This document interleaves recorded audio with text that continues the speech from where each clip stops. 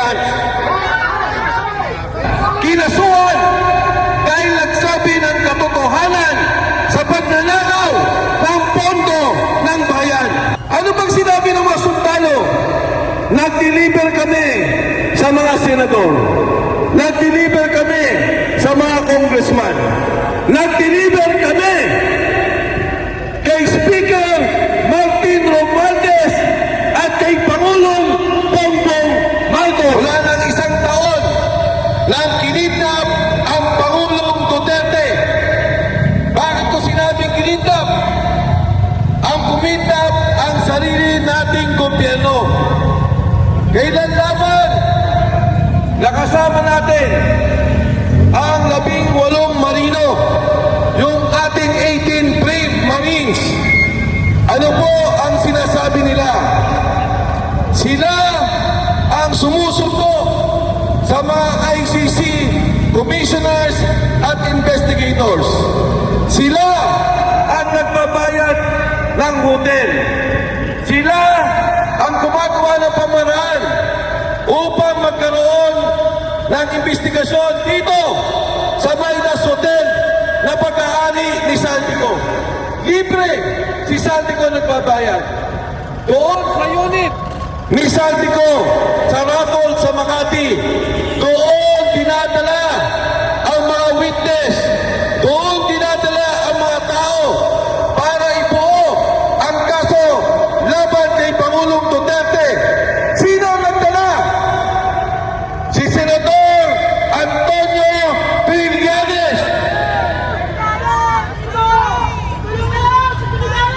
Nangyari ang investigasyon 5 taon matapos tayo na mawala sa ICC. 5 taon, wala na tayo. Ginawa ang investigasyon. At hindi lang basta-basta investigasyon. Inayos ang kaso. Inilabas ang mga testigo. Hindi para tingnan ang katotohanan. Hindi para ayusin ang hustisya. Pero para kidnapin at ikulong si Pangulong Duterte sa The Hague, Netherlands.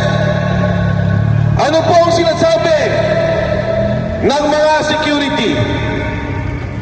Wala pa ho ang warrant of arrest. Ikinulong na sa Villamor ang Pangulong Duterte.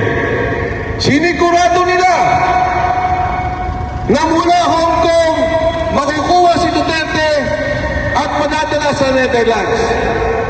Mga kababayan, wala akong problema sa hustisya. Wala akong problema kung nung nais na sa katotohanan.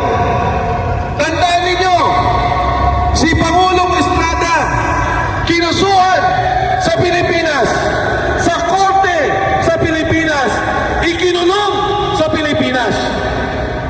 Ang Pangulong Gloria Macapagal Arroyo kinasuhan sa Pilipinas. Batas ng Pilipinas.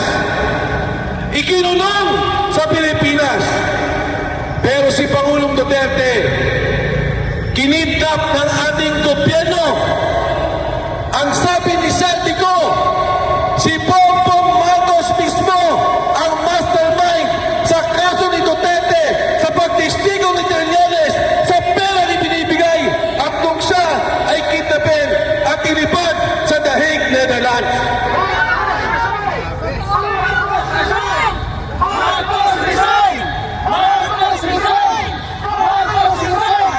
Bakit tayo nandito sa Supreme Court? Bakit tayo narito sa Korte Suprema?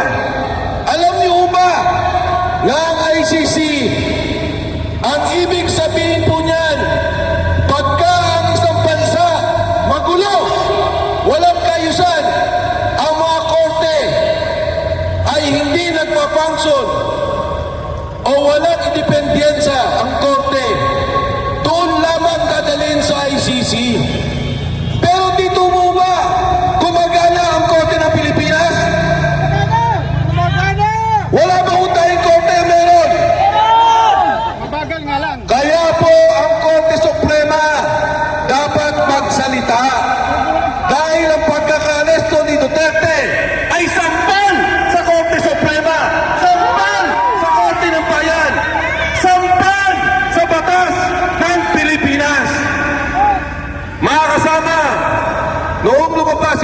Gutesa, sinabi niya na sa amin ang ICC. Sabi namin sa kanya, Sergeant Gutesa, siguro hindi panahon na banggitin mo ang ICC. Alam niyo ang sabi ni Sergeant Gutesa, ang matataas na mga opisyal ng gobyerno nasa Maidas nagmo-monitor sa pag-aresto kay Pangulong Duterte. Ano ang sabi ng 18 sundalo? Magmula pa ng airport, ibibigay ng tao ni Senador Trillanes ang susi sa mga hotel nila. Pagsundo sa mga senador, dadali nila sa mga hotel, ibibigay ang susi. Susunduin nila gamit ang kotse ni Saldico. Magmula doon, pagpunta ng Maidas Hotel, susunduin ang mga gusto nilang testigo. Susunduin yung gusto nilang magsalita laban kay Pangulong Duterte. Gamit ang pondo ni Saldico. Gamit ang hotel ni Saldico. Gamit ang mga unit ni Saldico. Kaya ito po, mga kasama, ang nangyayari sa ating bansa sa ngayon. Sa siguro nila kay Pangulong Duterte, nag-usap-usap, mas mabuti ilabas siya ng bansa kaysa kasuhan sa Pilipinas. Pero hindi nila naintindihan sa ginawa nila, naging martir si Pangulong Rudy Duterte.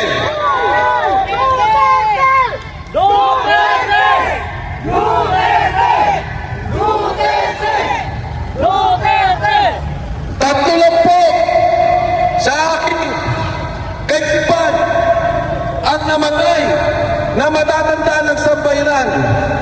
Ang pagkamatay ni Jose Rizal dito sa Luneta.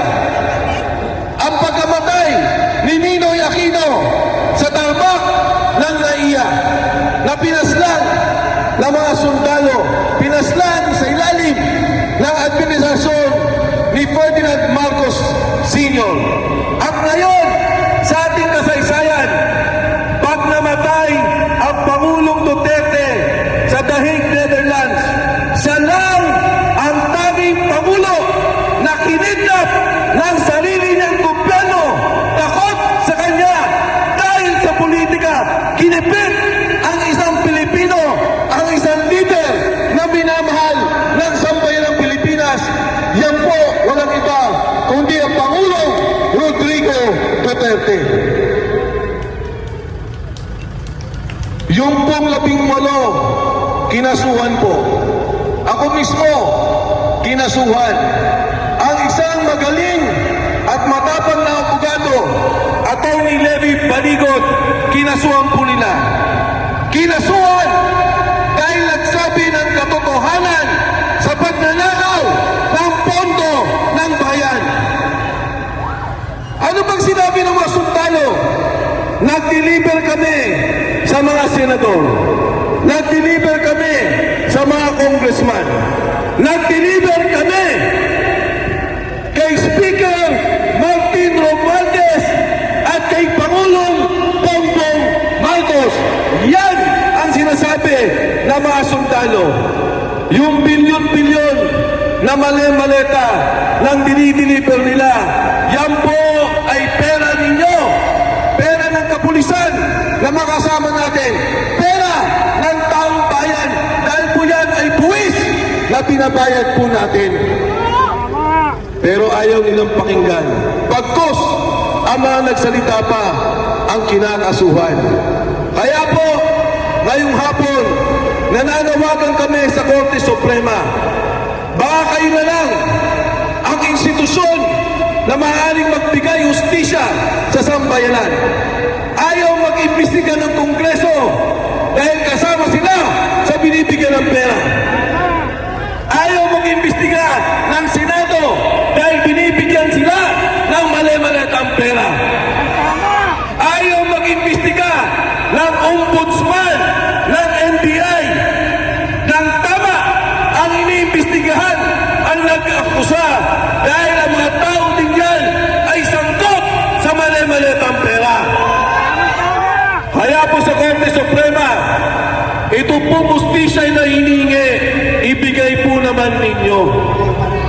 Dahil pag wala nang tatakbuhan ang sambayanan, pag wala nang masunduan ang sambayanan, baka po pati ang mga pulis na nandito, kaming lahat, ang sambayanang Pilipino, magsama-sama para palitan ang gobyerno nagpapahirap sa sambayanang Pilipino.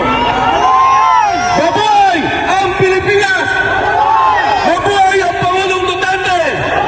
Sa lahat po na nakikinig ngayon, na-miss niyo na ba si Tatay Digong?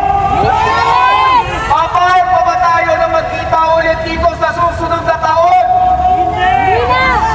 Naway sana na tuwing magkita tayo ulit ay nandito na po ang ating mahal na Presidente. Now ako humihingi po sa inyo ng paumanhin dahil ito po ang kauna-unahang pagtitipon na sinalihan ko. Ako po ay isang OFW na namuhay at naghanap ng oportunidad sa ibang bansa sa halos 2 dekada. Ngunit kahit malayo po ako, sakripisyo, hindi po nawawala ang kaba sa aming mga dibdib. Para sa aming mga pamilya na naiwan dito sa Pilipinas. At bakit? Dahil sa kawalan po ng oportunidad, malawak ang korupsyon, at paglaganap po ng krimen at droga. Ngunit nung umupo po si Tatay Digong, kami po ay nakahinga ng maluwag. Nagbigay po ng isang katahimikan sa aming mga pag-aalala. Ngunit ngayon, matanong ko po kayo, ano na po nangyari? Hindi lang tayo bumalik dati, lumala pa po. Malawakan at lantarang korupsyon, laganap na droga. Saan po patutungo ang ating bayan? Ngayon, kaya po ako humarap at nagsalita dahil katulad po ng magulang, ako po ay nangangamba at humihingi ng malinaw at maayos na kinabukasan para sa aking anak. Saan patutungo ang Pilipinas kung ang nakaupo hindi alam kung anong ginagawa?